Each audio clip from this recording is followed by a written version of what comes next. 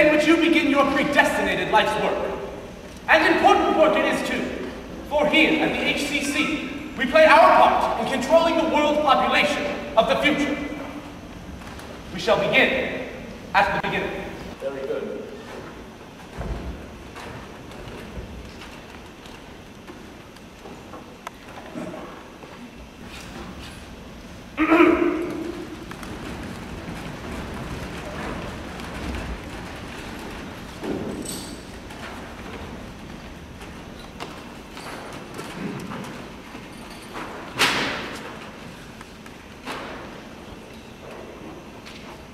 The test tube. This contains a week's supply of oil, which are kept at blood heat in incubators, which you will see tomorrow when you tour the center. And this contains the male gametes, which are kept at 35 rather than 37, full blood heat sterilizers. The eggs, of course, are obtained through a surgical procedure, a procedure done for the good of society and the bonus of 6 months' salary. Have any of our ladies undergone this procedure? Very good. It's good to see the community spirit in one so young.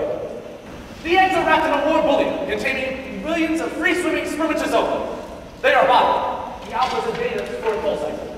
The gammas, deltas, and epsilons are taken out after 36 hours to undergo Bakanovsky's process. Can you explain Bakanovsky's process? Well, of course I can. But I don't intend to. This is Henry Foster, embryo development. Henry, a quick rundown of Bakanovsky. Yes, Director. The genius of the Bakanovsky method is simple, arrested development. By means of hard X-rays, egg development is arrested, causing the eggs to bud. And several repetitions of this method can produce as many as 96 embryos from one egg. You mean 96 identical twins? Exactly.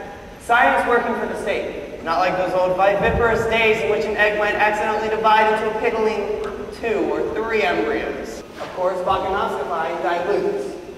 The greater the quantity, the more inferior the product. We only hit 96 with epsilons. Epsilons! As you can see, they're much smaller and stupid. Fit for only the most menial tasks. But if diluting the eggs creates an inferior product, I mean, what's the point? It's perfectly obvious. Are you sure you're an alpha? Oh, yes, sir. Then kindly use your science-given alpha brains. The Bakanovsky process is one of the major instruments of social stability.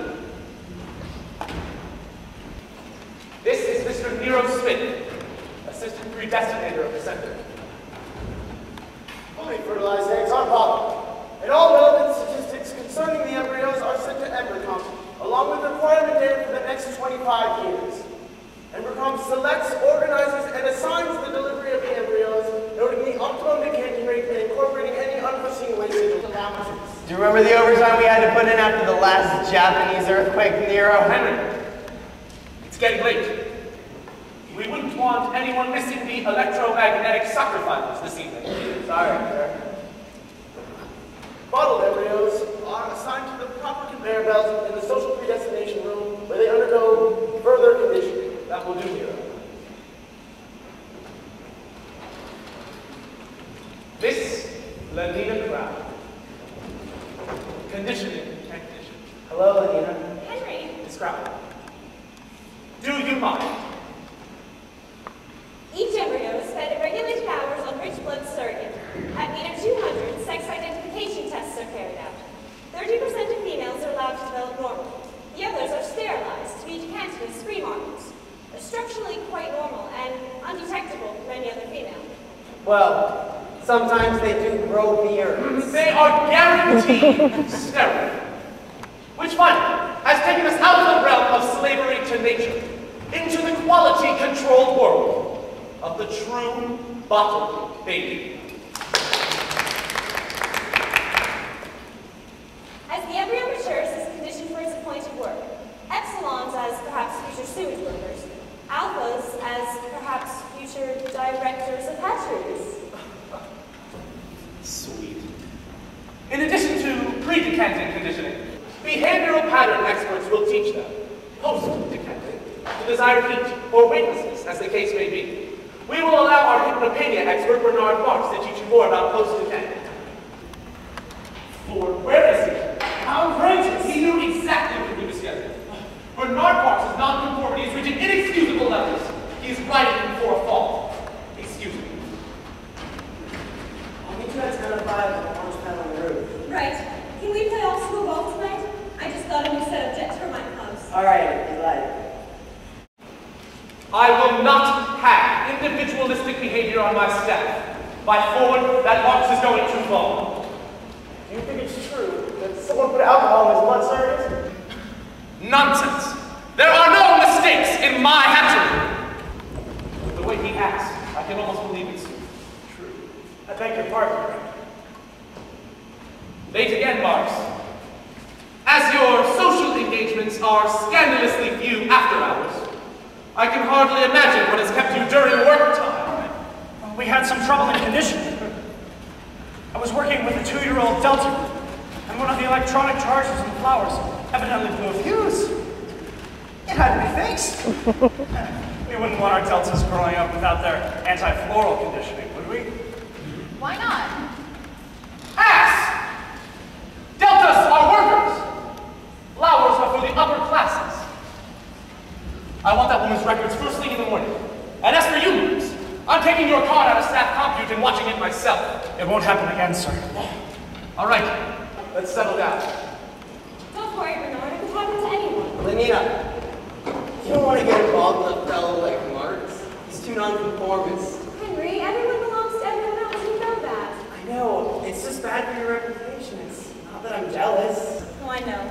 You're too socially stable to be jealous. Excuse me. We are conducting a training seminar. Now, Mr. Bernard Marks is Vice Director in charge of Hypnopedia at the center. At least for the time being. After decanting, the Hypnopedia department takes over top conditioning, teaching them to love their planned environment, their work, their station in life. Tape? All wear khaki and Delta children wear gray. Oh no, I don't want to know the Delta children, and Epsilons are still worse. They're too stupid to be able to read or write. Besides, they wear black, which is such a beastly color. I'm so glad I'm a beta. What you're listening to is Beta Program 163B, Elementary Class Prejudice. This tape is sleep-fed to beta children from age 18 months. Alpha children wear white. 120 times, Harder than we do because 3 they're times a week, incredibly clever. until age 30 I'm months, glad I'm a beta. at which time we move on to more advanced lessons. We are much better than Stop tape. This method of sleep indoctrination is called hypnopedia, first used in AF 214. A simple dropping of suggestions, night after night. Suggestions which graft themselves onto the unformed mind of the child, until, finally, the child's mind is these suggestions.